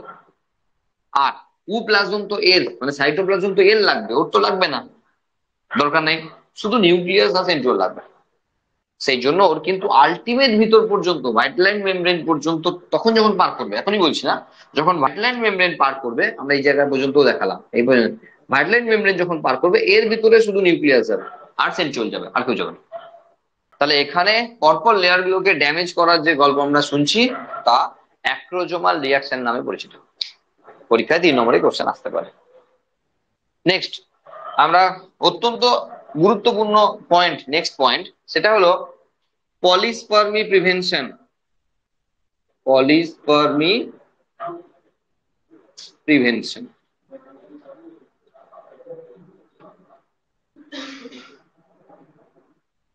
পলিস্পার্মি প্রিভেনশন এটা কি? দেখো, একাধিক স্পার্ম যেন ভিতরে গিয়ে ফিউজ না করে, সেটাকে বলে পলিস্পার্মি প্রিভেনশন। বলছি অনেক স্পার্ম তো লড়াই করছে, আর লড়াই তো জারি আছে। তাহলে এই লড়াই আছে, এখানে ভালো করে বুঝবে, এই লড়াই আছে। এমন নয় যে এখানে এসছে আর বাকিরা এত দূরে আছে, সবাই প্রায় কাছাকাছি চলে গেছে, অনেকেই কাছাকাছি চলে গেছে। তো এই যখন ব্যাপক পরিমাণে কম্পিটিশন চলছে, তখন মেন একটা কাজ, মেন একটা সমস্যাকে আটকানো কিন্তু এর একটা অন্যতম ব্যাপার, সেটা হলো একাধিক নিউক্লিয়াসের ভেতরে প্রবেশ না করে। জেনেটিক ডিসঅর্ডার হবে। কেন জেনেটিক ডিসঅর্ডার? মানে দেখো, এন আর দুটো এন যদি হয় তাহলে তো 3টে এন চলে এলো। তো আমরা বুঝতেই পারছি সেই বাচ্চাটা টিকিয়ে রাখাই মুশকিল আছে। আর যদিও কিছু ভাবে যায় তাহলে সেটা অনেক মুশকিল আছে। এটা করতে দেবেন। সেই জন্য পলিস্পার্মি প্রিভেনশন সহজ ব্যাপার হলো যে একাধিক স্পার্ম যেন ভেতরে না প্রবেশ করতে পারে, বা একাধিক স্পার্মের নিউক্লিয়াস যেন ভেতরে প্রবেশ করতে না পারে, তার জন্য এই ব্যবস্থা। এখন কিভাবে এটা সম্ভব? দেখো, এটা সম্ভব কিভাবে সেটা বুঝতে গেলে এটা একটু ব্যাপার আছে, ঠিক আছে? সেটা কি? সেটা হলো, প্রথম হতে পারে ফার্স্ট পলিস্পার্মি প্রিভেনশন। ফার্স্ট পলিস্পার্মি লিখছি না, প্রিভেনশন। আর একটা রয়েছে যে স্লো পলিস্পার্মি প্রিভেনশন। ফার্স্ট মানে বুঝতেই পারছি যেটা দ্রুততার সঙ্গে হবে, এই ফার্স্ট মানে সেই প্রথম ফার্স্টের FIRST নয়, FAST লেখা আছে। তাহলে এখানে কিছু ব্যাপার স্যাপার ঘটবে যার জন্য কিন্তু এখানে ভিতরে একাধিক স্পামকে ঢুকতে দেবে না। কিভাবে এটা হয় দেখো, সেটা হলো নর্মালি এই যে ভাইটালাইন মেমব্রেনের যে ইলেকট্রিক্যাল চার্জ, সেটা 2 রকমের আছে। সেটা হলো যে এখানে যে ভিতর দিকের যে মেমব্রেনের ভিতর দিকে অংশ, মানে ভাইটালাইন মেমব্রেনের ভিতর দিকে যে অংশ রয়েছে, সেই অংশের যে চার্জ সেটা নেগেটিভ। আর বাইরের দিকের মানে পেরিভাইটালাইন পোর্শনের যে চার্জ, সেটা হলো পজিটিভ। কিভাবে হয়?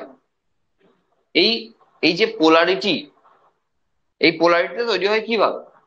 আর সেটা তৈরি হয় সোডিয়াম আয়নের জন্য।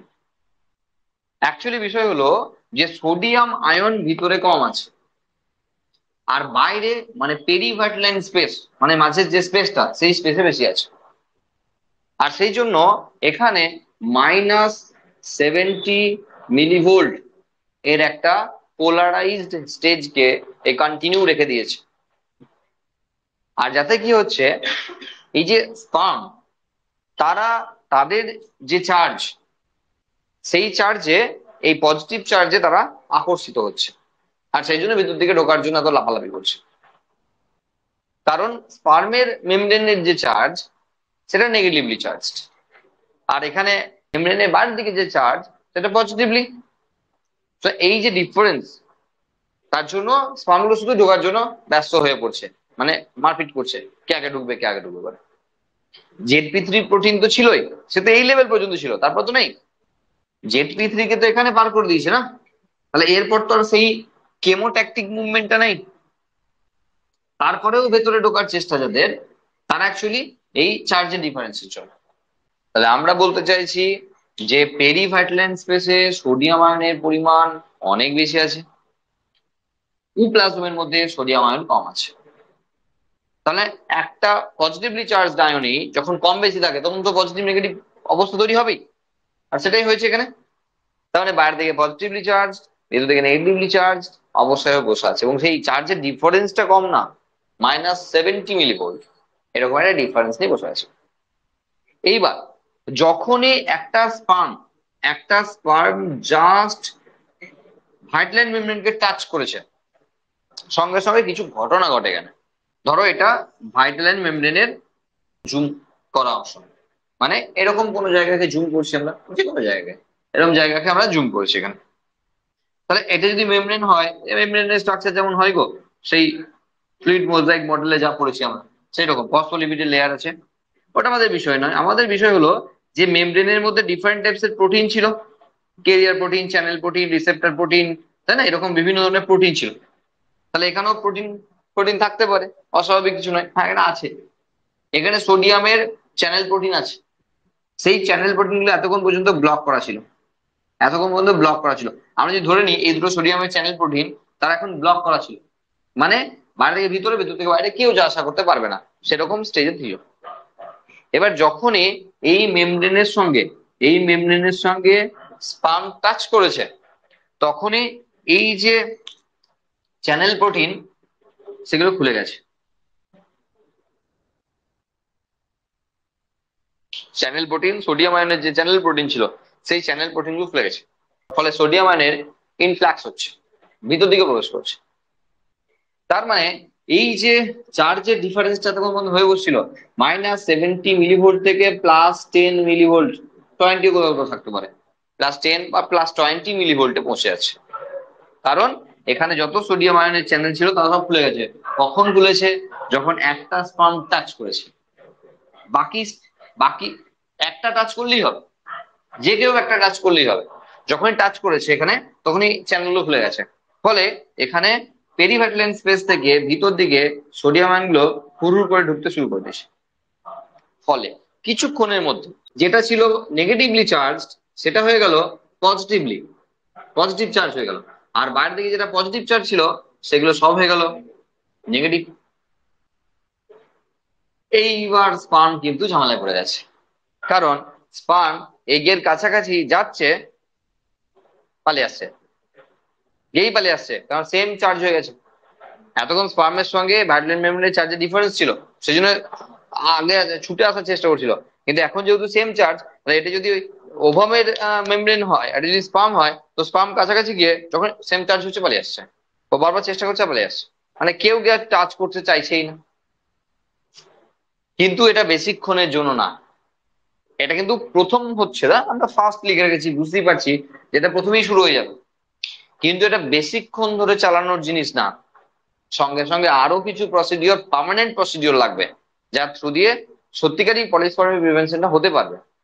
ধরো বাড়িতে চোর এসছে, হুম, এবার বাড়িতে চোর এসছে, এবং যদি গ্রুপে বলি যে 4-5 জন চোর বা ডাকাত বলি এসছে, তাহলে পাশের বাড়ির লোকজনকে হাতা খুন্তি কাটারি নিয়ে কিছুক্ষণের জন্য তাদেরকে আটকে রাখা যাবে, কিন্তু বেশিক্ষণ না। তাহলে কি করতে হবে? এর মধ্যে কিন্তু পুলিশকে ফোন করতে হবে, পুলিশ এসে আলটিমেট ব্যবস্থা করবে। তো এখানে হাতা খুন্তি নিয়ে যে প্রোটেকশন দিচ্ছি আমরা না, সেটা জাস্ট টেম্পোরারি। আমরা এটা ফার্স্ট বলছি, কারণ ফার্স্ট আমি তো, যদি চোর ডাকাত গুলোকে দেখে যদি পুলিশকে ফোন করতে যাই, তো ও কি আমার জন্য বসে থাকবে? ও তো পালিয়ে যাবে। তাহলে টেম্পোরারি যে কিছু করতে হবে এখন। তো সেই টেম্পোরারি ধরে বাঁধা রাখা বা টেম্পোরারি ঢুকতে না দেওয়ার ব্যবস্থা একজন করছে, সেটা হলো এই ধরনের যে ইলেকট্রিক্যাল চার্জের ডিফারেন্স, সেই ডিফারেন্সটা এখানে তৈরি করছে। বোঝা গেল? এটা কেবল হয় ফার্স্ট পলিস্পার্মি প্রিভেনশন, যাতে একাধিক স্পার্ম ভেতরে ঢুকতে না পেরেছে। এর মধ্যে কি হয়েছে, এর মধ্যে আর কি ঘটনা ঘটেছে? দেখো, এর মধ্যেই প্রথম থেকেই শুরু হয়ে গেছে আরেকটা ঘটনা, যেটা একটু ঘটতে সময় লাগছে। সেই জন্য আমরা এটাকে স্লো রেখেছি। এমন না যে এটা প্রথম হয়েছে তারপর এটা হচ্ছে, এমন না, দুটোই শুরু শুরু হয়েছে, দুটোই একসঙ্গে শুরু হয়েছে, কিন্তু এই ফার্স্ট কাজটা দেখাতে পারছে, এ কিন্তু সেই টাইমে কাজ করছে। সেটা কি? যখন পেরিভাইটাল স্পেসের কথা হচ্ছে, তখন বলছি এখানে সোডিয়াম আয়ন বেশি আছে নর্মালি, আগে স্পার্ম আসার আগে, আর ইউপ্লাজমের সাইডে কম আছে। পেরিভাইটাল স্পেসে বেশি আছে, ইউপ্লাজমে কম আছে। তাহলে বেশি যেদিকে আছে সেদিকে প্লাস ছিল, ভেতরে মাইনাস ছিল, তো ঠিক ছিল, এরকম চেঞ্জ করে দিয়েছি। নর্মাল যেটা ছিল ওই সাইডে করছি, নর্মাল যেটা ছিল বাইরের দিকটা পজিটিভ ছিল আর ভিতর দিকটা নেগেটিভ ছিল। তো এটাই কারণ বলছি যে বাইরের দিকে মানে পেরিভাইটাল স্পেস খুব ইম্পর্টেন্ট, এই কারণের জন্য বলছিলাম যে এখানে দুটো আয়ন আছে, একটা নাম অলরেডি আলোচনা চলছে, সেটা হলো সোডিয়াম আয়ন, আরেকজন আছে তার নাম ক্যালসিয়াম আয়ন, সেও আছে, তারও চ্যানেল এখানে খুলিনি এখনো। আমরা তো একটা, দেখো হবে একসঙ্গেই, কিন্তু আমরা তো স্টেপ বাই স্টেপ পড়াবো না, আমরা তো স্টেপ বাই স্টেপ পড়াচ্ছি।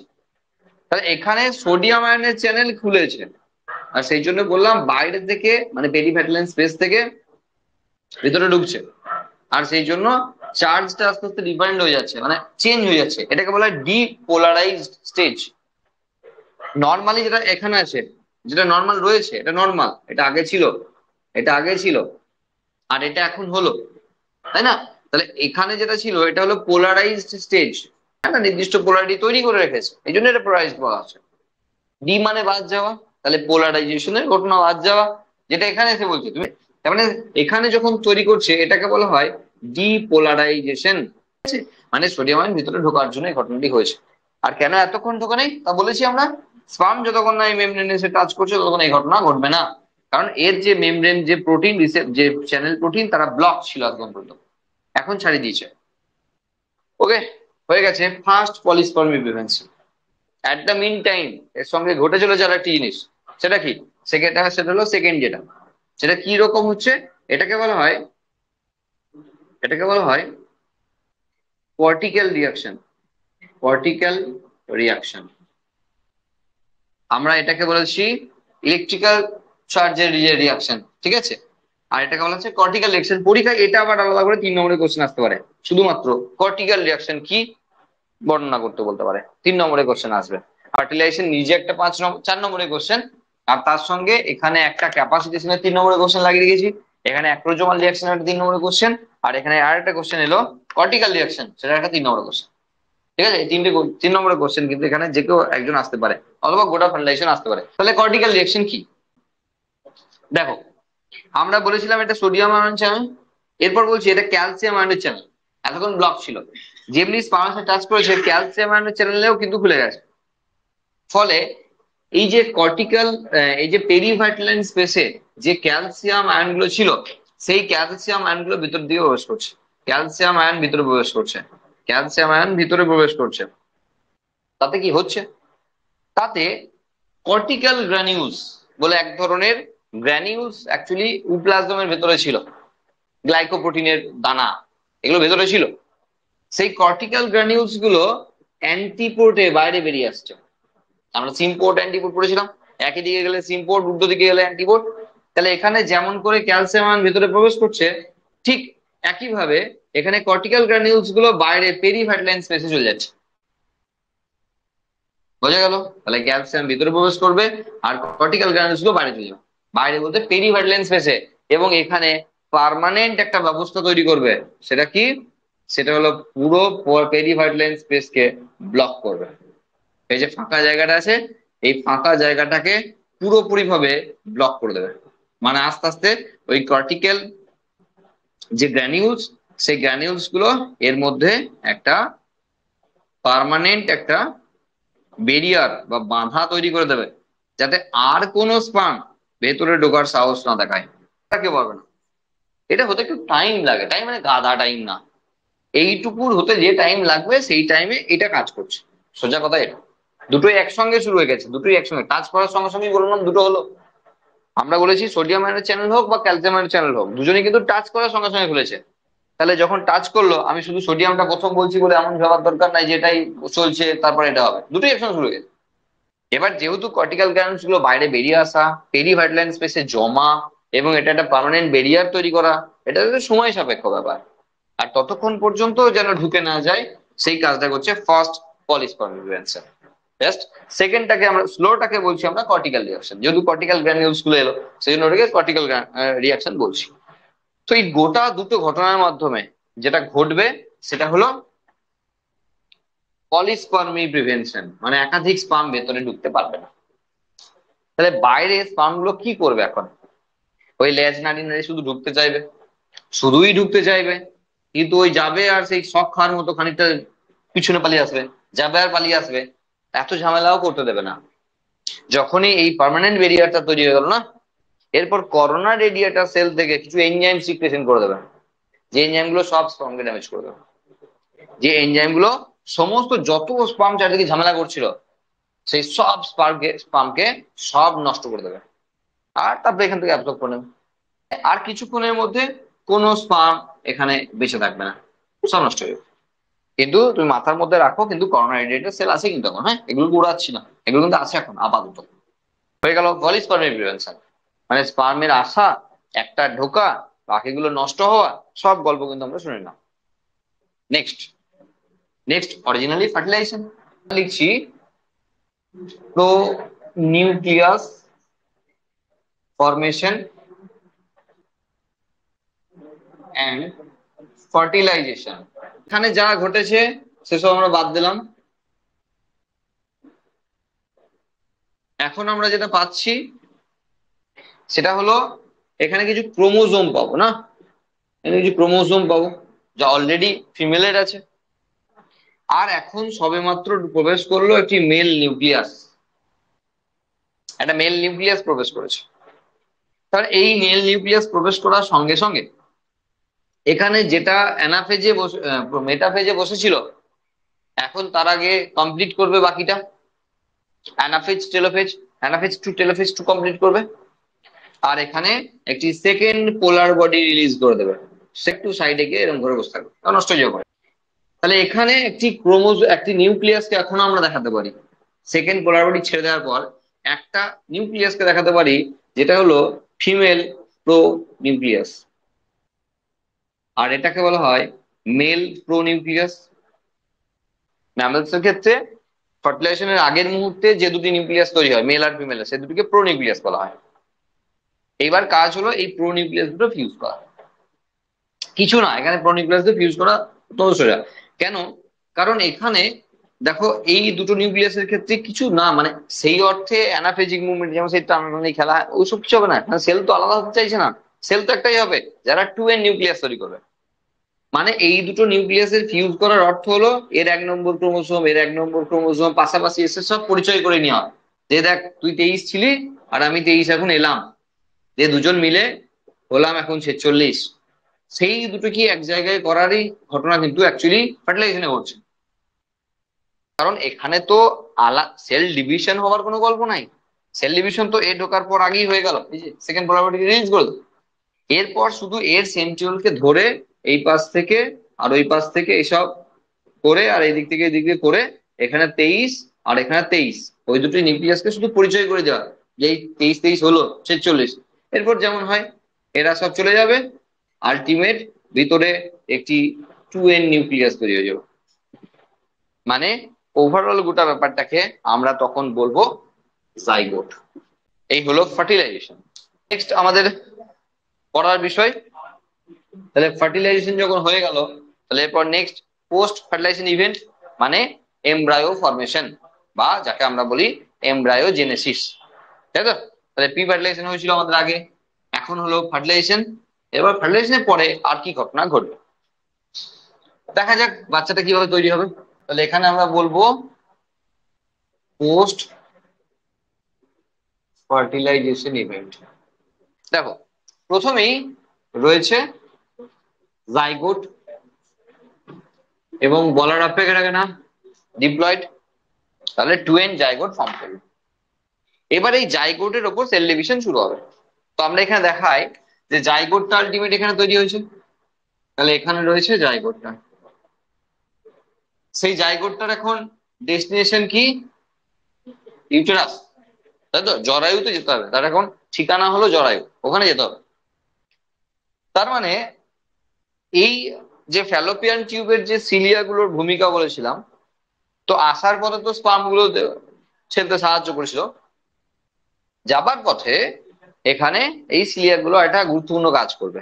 সেটা একটু নতুন করে নিজেকে কিছু করতে হবে না, অ্যাকচুয়ালি ওই ভিতরের যে টোটাল মানে গদি গদি স্ট্রাকচার দেবে আর কি, মানে নরম নরম একটা স্ট্রাকচার দেবে, যাতে জাইগোট যাওয়ার সময় ভেঙে না যায়।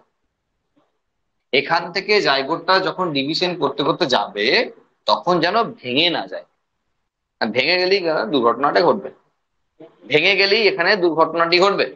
আচ্ছা কি হবে, কি জাইগোটটা কি ডিভিশন করা হবে বলতে হবে? অবভিয়াসলি কোনো ডিভিশনের নাম লেখার দরকার নেই, কারণ সবই হবে মাইটোটিক ডিভিশন। একটা 2n জাইগোট হয়েছে, যেটা আমাদের বডি 2n, তো এরপর যত ডিভিশন হবে সবই মাইটোটিক ডিভিশন হবে, বলার রাখে না, মানে বলার অপেক্ষা রাখে না বারবার। প্রথমেই তৈরি করবে মরুলা, 16 সেলড স্টেজ। এগুলো পরীক্ষায় আসবে, এই যে 16 সেলড এবং একটা টাইট বল লাইক স্ট্রাকচার, মানে নিরেট বল। কোশ্চেন থাকবে নিরেট বলের গঠন কার দেখা যায়, মানে কি বলছি, মাস অফ সেল তৈরি করবে, এত মাস অফ সেল, এবং সেলের সংখ্যাটা মোটামুটি বলা আছে 16। তার মানে একটা ওই জাইগোটটা এই গড়াতে শুরু করলো, এই ধরো গড়িয়ে দিয়েছে, এবার গড়াচ্ছে আর সেল ডিভিশন চলছে। তো এরকম ভাবে হবে, ধরো এরকম একটা সেল জাইগোট, এবার গড়াতে লেগেছে, ওইদিকে গড়াচ্ছে, গড়াতে গড়াতে ওই যেমন সেল ডিভিশন হয় কি, এটা ক্লিভেজ ফরমেশন দেখাচ্ছে। তো এই একটা সেল, দুটো সেল হয়ে গেল। এরপর দেখা গেল এইদিকে, এইদিকে আলটিমেট জুড়ে 4টে সেল হলো, বুঝে গেল? এইভাবে সেলটা মাল্টিপ্লাই করতে থাকবে, 8টা হলো, তারপর 16টা হলো, দিয়ে সবাই 12, দিয়ে আলটিমেট এখানে তৈরি করলো 16, মানে 16 কোষ বিশিষ্ট একটি বল আর কি, যেটা কিন্তু ভিতরে ফাঁপা নাই, পুরোটা নিরেট। তো দুটো জিনিস খেয়াল রাখতে বলছি, 16 কোষ দশা আর নিরেটের ব্যাপারটা, আর যে দশার নাম মরুলা। এইখান থেকে ডে 17, এইখান থেকে ইউটেরাস পর্যন্ত আসতে ওইটার দিনের টাইম, 2-3 দিন টাইম লাগবে, ঠিক আছে? তার মানে এখানে আমরা ডে 20 লিখে রাখলাম, যখন এসে পৌঁছাবে এখানে। এই টাইম পিরিয়ডে কিছু গুরুত্বপূর্ণ আহ ঘটনা ঘটবে। ঘটনা ঘটবে বলতে কিছু দুর্ঘটনা ঘটতে পারে, ঘটনা ঘটনা না, দুর্ঘটনা ঘটতে পারে। টোটাল যে প্রেগনেন্সি পিরিয়ড, সেটাকে আমরা লিখি 280 দিনের, মানে যাকে মোটামুটি 9 মাস 10 দিন লেখা হয়। কেন 10 মাস 10 দিন নয়? মা কাকিমারা বলে 10 মাস 10 দিন। কেন 10 মাস 10 দিন 10 দিন গর্ভধারণের গল্পটা ভুল, 9 মাস 10 দিন হবে? তো তার উত্তর পরে আসছি। আগে টোটাল 9 মাসকে আমরা 3 মাস, 3 মাস আর 3 মাস করে ভাগ করা হলো। ফার্স্ট ট্রাইমেস্টার, সেকেন্ড ট্রাইমেস্টার আর থার্ড ট্রাইমেস্টার, ঠিক আছে? তাহলে এটা হলো ফার্স্ট ট্রাইমেস্টার, লেখার দরকার পড়ছে না, সেকেন্ড ট্রাইমেস্টার আর এটা থার্ড ট্রাইমেস্টার। এখানে সবচেয়ে বেশি মহিলারা গুরুত্ব দেয় যে ট্রাইমেস্টারে, সেটা থার্ড ট্রাইমেস্টারে, বলার অপেক্ষা রাখে না। কারণ তখন পেটটা একদম অনেক ফুলে গেছে, না 7 মাস 8 মাস 9 মাস, তো পেট তো এমনিতেই অনেক ফুলে বসে আছে। পেট কি আর ফুলেছে অ্যাকচুয়ালি, ইউটেরাস ফুলেছে, ইউটেরাস ফুলের উপর দিকে চাপ দিয়েছে, তো পেটটা অটোমেটিক ফোলা দেখাচ্ছে। যাই হোক, তো সেই টাইম পিরিয়ডে মা তো এমনি যত্ন নেবে, বলতে হবে না কিছু। অ্যাকচুয়ালি সবচেয়ে বেশি পরিমাণ যত্ন যেখানে নেওয়ার কথা ছিল, সেটা হলো এটা। কেন? কারণ মা জানেই না এখনো সে প্রেগনেন্ট, এখনো প্রেগনেন্সি আসেই না, এখনো প্রেগনেন্ট বলিনি, আমরা প্রেগনেন্সি কোনো গল্পই শোনায়নি এখনো, মানে এখনো পর্যন্ত ঘটনাটিকে আমরা প্রেগনেন্সি লেভেলে আনতে পারি না। আর আমরা এখান থেকে তো শুরু করছি প্রেগনেন্সি টাইম পিরিয়ডে, মানে যে গল্প শোনাচ্ছি তা এখনো আসেই নেই, তার আগের গল্প শোনাচ্ছি, যে এই টাইমে তো আরো বেশি সাবধানতা অবলম্বন করার দরকার আছে, এবং গোটা ফার্স্ট ট্রাইমেস্টারই সাবধানতা অবলম্বন করার প্রয়োজন আছে। কেন বলছি, দেখো যদি এই টাইমে কোনো কারণে আঘাত লাগে, ধরো এই টাইমের মধ্যে ফার্স্ট ট্রাইমেস্টারে কিছু নাই, তো সে তো নিজেকে নর্মাল মনে করবে।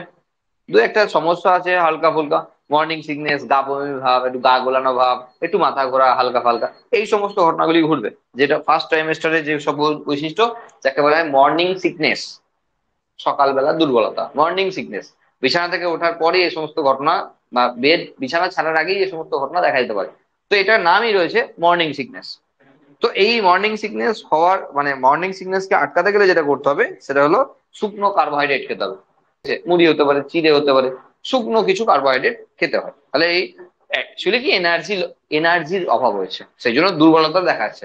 তো কার্বোহাইড্রেট যদি আমি খাই, তাহলে তাড়াতাড়ি করে এনার্জি পাবো, ফ্রি এনার্জি তো কার্বোহাইড্রেট সবচেয়ে বেশি থাকে। এই টাইমে কিছু বোঝা যাচ্ছে না, আর সেই জন্যই সাবধানতা অবলম্বন করা দরকার বলছি। এই টাইমে তো বোঝা যাচ্ছে, তাহলে এই টাইমে সাবধান হতে হবে, মাকে বলতে হবে না, সে এমনি সাবধান। পড়ে গেলে, সিঁড়ি ভাঙলে, মানে সিঁড়ি বেয়ে উপরে উঠলে, ভারী জিনিস তুললে, এসব করতে গেলে বাচ্চাটি মারা যেতে পারে। সেই জন্য এটা বলতে হবে না, মায়ের এমনি কষ্ট হবে, এসব করবে না। এই টাইমে মোটামুটি অ্যালাউ আছে, অ্যালাউ আছে বলতে কি না, সিঁড়ি ভাঙার কথা বলা হয়নি, আর লাফাঝাপি করার কথাও বলা হয়নি। মোটামুটি সাংসারিক যে সমস্ত কাজকর্ম থাকে সব করতে পারে, কোনো অসুবিধা নাই। যারা এমনি ধরো, যারা এমনি একটু বেশি কাজ করে তারা তো সবই করে শেষ দিন পর্যন্ত, সেটাও তো বলার ব্যাপার। বলছি যারা ধরো কাজ করে খেতে হয়, তাকে 10 মাস ধরে বসে থাকলে হবে নাকি? তাকে সার্ভিস করার কথা বলিনি, আমি কাজ করার কথা বলেছি। তাকে তো লাস্ট দিন পর্যন্ত ওকে কাজ করতে হয়, মানে বাচ্চা হবে হয়তো 5-7 দিন আগে ছুটি নিয়ে নিল যে আর হচ্ছে না, আর পারছি না, তো তার জন্য আমরা বলছি না। হ্যাঁ, তার বাচ্চাও ভালো জন্মাবে, সেটা কোনো ব্যাপার না, কিন্তু আমরা নর্মাল ব্যাপারটা বলছি, সেই জন্য বলছি যে এই টাইমের পিরিয়ডে বাচ্চা মানে বাড়ির যাবতীয় সমস্ত কাজ করতে পারে, ভারী ধরনের কোনো কাজ না। এই টাইমটা মোস্ট ভাইটাল। কেন?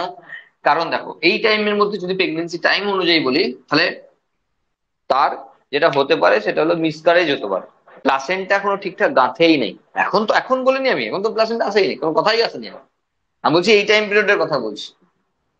তো ফার্স্ট ট্রাইমেস্টারে প্লাসেন্টা এখনো নড়বড়ে প্লাসেন্টা, এই টাইমে পড়ে টরে গেলে না ও প্লাসেন্টা ছেড়ে বেরিয়ে যাবে, খুলে যাবে, বাচ্চা নষ্ট হয়ে যাবে। সেই জন্য মায়ের এই টাইমে কোনো তেমন সিমটম, বাড়ির কোনো সমস্যা নাই, সেই জন্য মাকে এই টাইমে বেশি সবচেয়ে যত্নে থাকা উচিত। কিন্তু ম্যাক্সিমাম না জানা মহিলারা এই টাইমে সবচেয়ে অবহেলা করে, সেই জন্য বাচ্চা মানে সমস্যায় পড়তে পারে। যা ঘটনা আমরা শোনাচ্ছি সেটা অনেক এডুকেটেড লোকেরাই জানে না, সুতরাং যারা পড়াশোনাই করেনি তাদের এত কিছু মেনটেন্যান্সের ব্যাপার কোথা থেকে আসবে? যেটুকু লোক মুখে শুনে শুনে, আগেকার লোকেদের কাছ থেকে শুনে শুনে যেটুকু হয়েছে, যাদের জ্ঞান আছে এই সম্পর্কে, অভিজ্ঞতা আছে, তাদের কাছ থেকে শুনে শুনে যেটুকু হয়, তাই তো আমরা বলছি এর আগে কেন দরকার পড়ছে। আমরা তো এই টাইমটা কেন এখন ফালতু আলোচনা করলাম, তার কারণ এর আগেও সাবধানতা অবলম্বন করার দরকার হয়। কিন্তু সে জানবে কি করে? তার তো প্রেগনেন্সি আছে না এখন, তাহলে জানবে কি করে? সেটা হতে পারে এইভাবে যে, ধরো যে কনসিভ করতে চাইছে সে তো নিজে জানে যে আমি কনসিভ করতে চাইছি, তাহলে মোটামুটি রেগুলার বেসিসে তারা কয়টাসে আছে, তাহলে সেই অনুযায়ী যদি মেনটেন করতে পারে একটু, তাহলে ভালো হয়। কি হতে পারে? হতে পারে এই মডুলারটা ভেঙে যেতে পারে, এই মডুলারটা ভেঙে যেতে পারে পড়ে টরে গেলে, আর হয়ে যেতে পারে হোমোজাইগোটিক টুইন্স, যমজ বাচ্চা হতে পারে। আর সেই যমজ বাচ্চাতে লেখা আছে হোমোজাইগোটিক, নট হেটারোজাইগোটিক, হোমোজাইগোটিক হতে পারে। মানে এক দেখো, এই মডুলার মধ্যে যে সেল আছে না, সেই কোনো সেলের কিন্তু ডিফারেন্সিয়েশন হয়নি, মানে জানেই না কোন সেল কি হবে এখন। এ তো মাস অফ সেল, এদের কোনো ডিফারেন্সিয়েশন নাই এখন, বোঝা গেল? তো এই মডুলার সেল যদি ভেঙে দুটুকরো হয়ে যায়, মানে এই বলটা যদি ভেঙে দুটুকরো হয়ে যায়, দেখা গেল দুটোই টিকে গেল, দুটো বাচ্চা। ভাঙবে তো, ডিভিশন তো না। তাহলে ভাঙা মানে ইকুয়াল হতে পারে, আনইকুয়াল হতে পারে, দুটো সেল নিয়ে একা হয়ে গেল, আর বাকি 14 সেল থাকবে, এ টিকলো এ নষ্ট হয়ে গেল হয়তো। তো এটা বলা যাবে না কি হবে, হয়তো এমন কোনো দুর্ঘটনা ঘটেছিল আর জানেই না মা, মা তো একটাই বেবি জন্ম দিয়েছে, এটা তো বলা মুশকিল আছে ভেতরে কি ঘটেছিল, এটা তো কেউ জানে না। কিন্তু এমনও হতে পারে যেটা দুটুকরো হলো আর দুটোই নষ্ট হয়ে গেল, এটা তো স্বাভাবিক। তার কারণ এই মডুলাটা নিয়ে এর পরের স্টেজে যাবে ব্লাস্টুলা, তো ওখানে হাফ করে দিয়ে যে হবেই এমন কি বলতে পারি আমি যে হবেই? নষ্টও তো হয়ে যেতে পারে। তাহলে কিছুই বুঝলো না, কিছুই হলো না, অজানা কারণে তার ফার্টিলাইজেশন হওয়ার পরও, তার কিন্তু জাইগোট ফর্মেশন হওয়ার পরও তার কিন্তু আলটিমেট প্রেগনেন্সি এলো না, আর সে ভাবলো এমনি এলো না। আরে সে তো জানেই না এটাও যে হয়েছিল, সেও তো জানে না, সে তো জানেই না এটা হয়েছিল, তো তার কাছে গোটাটাই হয়নি বলেই ছেড়ে দেবে। বোঝা গেল কি বলছি? হয়তো এরকম কোনো দুর্ঘটনা ঘটে গেছিল, সে আবার ধবাস করে পড়েছিল, আর তার সেই জন্যই মেনটেন করার কথা বলা আছে। আর বলা হচ্ছে ফ্যালোপিয়ান টিউবের ভিতর দিকে যে, এই যে বললাম যে একটা নরম সরম ব্যাপার যা প্লাজেলা দিয়েছে, সরি সিলিয়া দিয়েছে, সেই ব্যাপার দরকার আছে। তাহলে ওই সিলিয়া গুলো থাকার ফলে ওই গড়াতে গড়াতে গড়াতে গড়াতে যাচ্ছে, যাতে কোনো আঘাত না লাগে সেই ব্যবস্থা করা আছে। এরপর মরুলা পৌঁছে যাবে নেক্সট স্টেজে, যার নাম ব্লাস্টুলা, 32 to 64 সেল স্টেজ, মানে আর একবার দুবার ডিভিশন হয়েছে। এবং এখানে কিন্তু আর নিডেড বল না, এখন একটা ফাঁপা বলের মতো স্ট্রাকচার, ঠিক আছে? সেল টেল দিতে হবে, এবং নিচের দিকে আমরা যেটা দেখাবো, এখানে একটা সেলের লেয়ার আছে। এই যে বাইরের দিকের কোটিংটা, আবরণটা, এটাকে বলা হচ্ছে ব্লাস্টোডার্ম, এটাকে বলা হচ্ছে ব্লাস্টোডিস্ক, এটাকে বলা হচ্ছে ব্লাস্টোসিল, এটাকে লেয়ারটাকে বলা হচ্ছে ডার্ম। ব্লাস্টোডার্ম। এখানে প্লেট লাইক স্ট্রাকচার রয়েছে, ডিস্ক, আর সিল মানে গহ্বর, ব্লাস্টোসিল। তাহলে এই স্ট্রাকচার গুলো দিয়ে তৈরি হয়ে গেল আলটিমেট ব্লাস্টুলা স্টেজ, যা এখন এখানে যে 20তে আছে। এখানে ও প্রায় 2 দিন, 3 দিন, 4 দিন, 5 দিন, 6 দিন করে ঘোরাঘুরি করবে। কি খুঁজবে? যে কোন জায়গায় থিকনেস বেশি আছে, এন্ডোমেট্রিয়ামের থিকনেস কোথায় বেশি আছে। ও জেনারেলি বলেছি ফান্ডাস রিজনকে পছন্দ করে, কিন্তু এমন অনেক সময় দেখা যায় ফান্ডাস রিজন ভালো গ্রো করেনি এন্ডোমেট্রিয়াম, তাহলে বডিতে বোঝা গেল। তাহলে এ ঘুরে ঘুরে দেখবে, একবার এর দেয়ালে ধাক্কা খাবে, একবার এর দেয়ালে আসবে, একবার ওর দেয়ালে ধাক্কা হবে, এদিকে এই নিয়ে ঘোরাঘুরি করবে, যে দেখবে কোন দেওয়ালে ভালো এন্ডোমেট্রিয়ামটা ফর্ম করেছে। এটা করতে করতেই ওর আরো দিন 3, 4, 5 টাইম লাগে, এগুলো একদম ফিক্স না, এগুলো ভ্যারি করে অনেক। তাহলে আমরা ধরো এখানে আরো 4 দিন, দিন 4 বা 5 দিন জুড়ে দিলাম, তার মানে 24-এ কি হবে? দেখ 24-এ কি হবে, এই ব্লাস্টুলা, এই যে ব্লাস্টুলা, এই ব্লাস্টুলা এটা যদি এন্ডোমেট্রিয়াম হয়,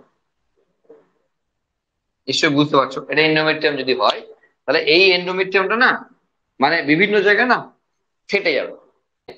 এই ব্লাস্টুলা যে লেয়ার, ব্লাস্টুলা যে দশা না, এটাকে ভেতরে ঢোকানোর জন্য এই গ্যাপ তৈরি করবে বিভিন্ন জায়গায়। ফলে কি হবে, এই ব্লাস্টুলাটা একটা টাইম পর দেখা যাবে পুরো এন্ডোমেট্রিয়ামের মধ্যে ঢুকিয়ে নিল, আঁক হলো, এন্ডোমেট্রিয়ামের কাছাকাছি এলো ওই ইয়েটা, ব্লাস্টুলা স্টেজটা, দিয়ে এরপর ভেতরে ঢুকে গেল, ও কোটিং দিয়ে চাপিয়ে দিল, পুরো ভেতরে ঢুকে দিল। তাহলে এখানে এখন কিন্তু পুরো ভেতরে ঢুকে আছে, পুরো ভেতরে ব্লাস্টুলা স্টেজ ঢুকে আছে। এটা এন্ডোমেট্রিয়াম 1 দিন 2 দিনের মধ্যে এ কিন্তু এন্ডোমেট্রিয়ামকে ধরে নিয়ে বাইরে বেরিয়ে আসে। মানে ওইরকম একটা তুমি নর্মাল চকলেট এনেছো, একটা নর্মাল ধরো একটা ললিপপ টাইপের কিছু এনেছো, চকলেট না, এবার বাড়িতে এসে চকলেটের মধ্যে, লিকুইড চকলেটের মধ্যে ওটাকে ডুবিয়ে তুলে নিয়েছো, তাহলে এখন কোটিং হয়ে গেল। সেইরকম আর কি, একটা কোট তৈরি করে নেবে। তো এত ঝামেলার কি দরকার? প্লাসেন্টা ফর্ম করলো, ওই পার্টিকুলার জায়গা থেকে প্লাসেন্টা ফর্ম হবে, মানে অমরা তৈরি হবে। তাহলে যখন এই বাইরে বেরিয়ে এলো, যেটা বলতে চাইছি, যেটা এখন ঘটছে, যা এখন পড়াচ্ছি আমরা, ব্লাস্টুলা স্টেজে ঘটছে, এটাকে বলা হয় ইমপ্লান্টেশন বা রোপণ। ইমপ্লান্টেশন বা রোপণ, ঠিক আছে। মানে বাচ্চাটির এখন ব্যাপার স্যাপার এরকম হবে যে কিছু পরে ব্লাস্টুলা এইভাবে বেরিয়ে আসবে, কিন্তু তার সঙ্গে দেখা যাচ্ছে এখন আর ব্লাস্টুলা নয়, যখন বেরিয়ে আসবে তখন স্টেজ চেঞ্জ করে দিচ্ছে ব্লাস্টুলা, ঠিক আছে। ব্লাস্টুলা দশায় গাঁট দেবে, তো পরীক্ষায় প্রশ্ন করবে যে ইমপ্লান্টেশন কোন দশায় হয়, নাম তার ব্লাস্টুলা, ঠিক আছে। তো কি হবে, যখন বেরিয়ে আসবে স্টেজ চেঞ্জ করে দিচ্ছি, তার উপর বলছি আমরা এইরকম ব্যাপার একটা বলছি, এই যে এই জায়গা থেকে তোমার প্লাসেন্টা ফর্ম হয়, কিন্তু ও অলরেডি আরো ডিভিশন করিয়ে স্টেজ চেঞ্জ করেছে, নাম হয়ে গেছে গ্যাস্ট্রুলা, নাম চেঞ্জ করলাম গ্যাস্ট্রুলা। ইম্পর্টেন্ট বিষয়, কারণ এখানে সেই ক্লাস 11-এর অ্যানিম্যাল কিংডম পড়ার শুরুতে একটোডার্ম, এন্ডোডার্ম, মেসোডার্ম, সেই গ্লাসটুলা ফেজের কথা বলা হচ্ছে, ঠিক আছে। তার মানে ব্যাপারটা এরকম, একটু বোঝানোর চেষ্টা করছি, দেখো মানে এটা দিয়ে সমস্যা। ধরো সাপোজ, ধরো এটা ব্লাস্টুলা স্টেজের কথা বলছি, এটা ব্লাস্টুলা স্টেজের কথা বলছি, তাহলে এটা ফাঁপা বল, এবং সেই ফাঁপা বলের মধ্যে কোন একটা জায়গাতে পার্টিকুলার এখানে ডিস্কটা আছে, এটা ব্লাস্টো ডিস্কটা আছে, এটা ব্লাস্টো ডার্মটা, আর ভেতরে ব্লাস্টো সিলটা। এরপর যখন গ্লাসটুলা ফেজ হচ্ছে, আমরা দেখাচ্ছি এরকম যে, আমরা দেখাচ্ছি এরকম সোজা সাপটা ভাবে বলতে গেলে এরকম ভাবে, যে বলছি আমরা এটা একটোডার্ম, একটা মেসোডার্ম, আর এটা এন্ডোডার্ম, ঠিক আছে। এই 3টে লেয়ার থেকে কি কি হয় সেটা করতে হবে। দেখো কি হলো, এ একটা, যদি এটা ব্লাস্টোডিস্ক হয় এদিকে, তাহলে উল্টো দিকের পোর্শনে একটা জায়গায় ওই রকম ইনভ্যাজিনেট করতে শুরু করলো, ইনভ্যাজিনেট করে এরকম করে ভেতর দিকে ঢুকিয়ে নিলাম, এই গোটাটা এখন দেখো এরকম। তো আমরা যখন বলবো, আবার দেখাচ্ছি একবার, আমরা যখন বলবো একটোডার্ম থেকে সেন্ট্রাল নার্ভাস সিস্টেম তৈরি হয়, দেখো আমি যদি বলি যে এই গ্যাস্ট্রুলা ফেজের কোন লেয়ার কি তৈরি করে, তো পরের দুটো না পারলে একটোডার্মটা আমরা পারবো, বলি স্কিন তৈরি করবে স্যার, স্কিন তৈরি করবে ওপর দিকে, যা যা ওপর দিকে আছে সেগুলো তৈরি করবে, খুব সহজ ব্যাপার।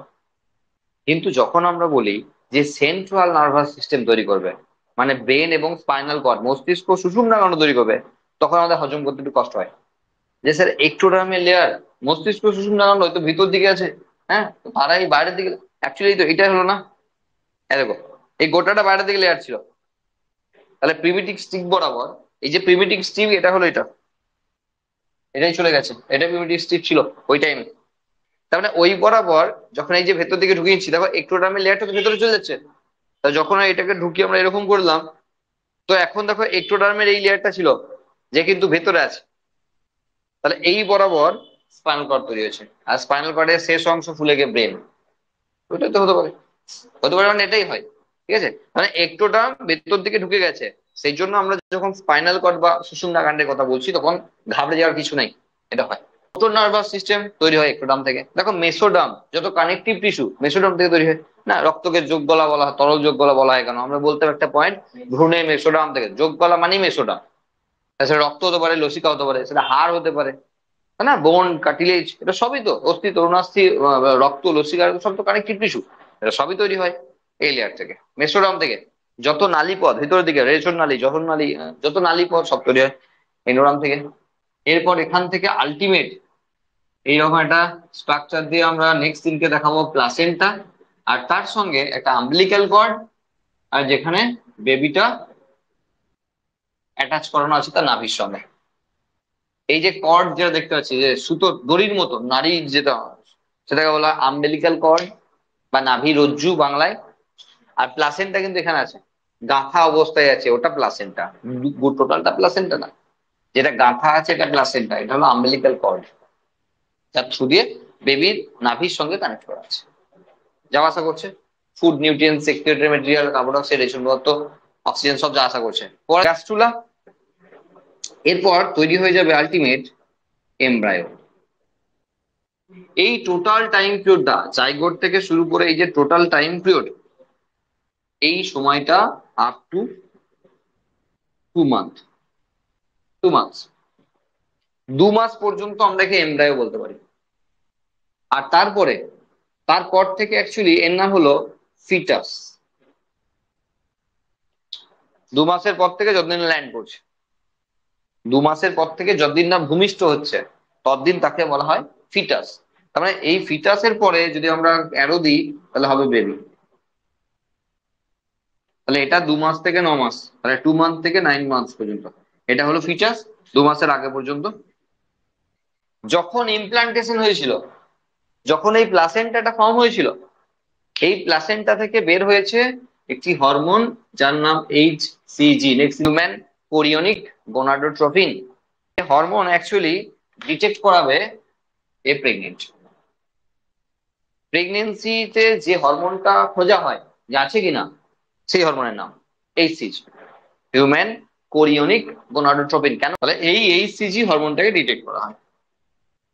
ধরো একটা কাপল যখন কনসিভ করতে চাইছে, আর একটা টাইম পর সে বুঝতে পারছে মহিলাটা যে সকালবেলা উঠে এরকম বমি বমি ভাব পাচ্ছে, গা গোলাচ্ছে, মাথা ঘুরছে, এসব হচ্ছে, তো সে আইডিয়া করতে পারে যে সে প্রেগনেন্ট। তো তখন সে কি করাবে? সে টেস্ট করাবে। আর টেস্টটা হতে পারে কোনো কিট এনে, প্রেগনেন্সি, প্রেগা নিউজ থেকে আরম্ভ করে বিভিন্ন কোম্পানির প্রচুর কিট পাওয়া যায়। তো ওই কিট আনবে, ওই কিটের মধ্যে একটা গোল ফাঁকা জায়গা আছে। এবার দিনের প্রথম ইউরিন, মানে ফার্স্ট ইউরিনটা, মানে সকালবেলা উঠে যে ইউরিনটা হবে, সেই ইউরিনটা একটা জায়গায় ধরতে হবে, যে সেই ইউরিন থেকে 2-3 ড্রপ ওই যে গ্যাপটা আছে, কিটের মধ্যে যে গ্যাপটা আছে, গ্যাপের মধ্যে ড্রপ ওয়াইজ ফেলে দেবে।